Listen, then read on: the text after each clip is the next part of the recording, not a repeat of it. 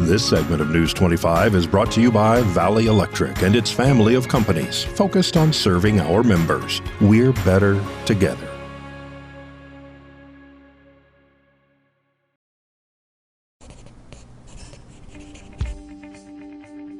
Our story starts back in 1844 in not-so-merry England, where a group of weavers, fed up with the high price of company store groceries, pooled their money to buy their own food, creating a new form of business, the cooperative.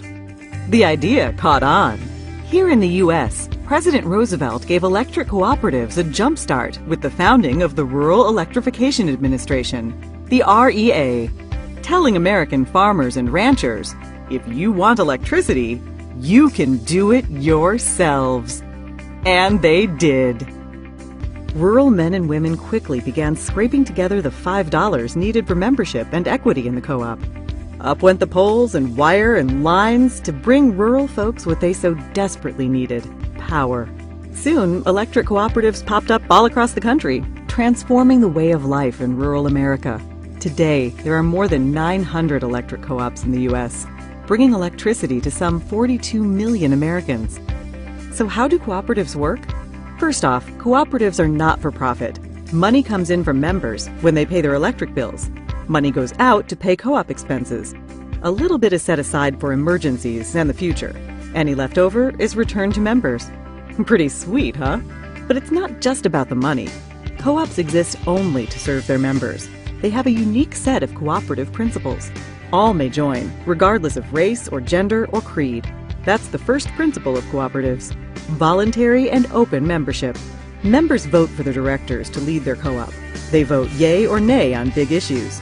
Majority rules. That's the principle of democratic member control.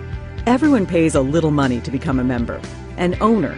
We call that principle participating economically. Cooperatives believe and invest in education, training, and information.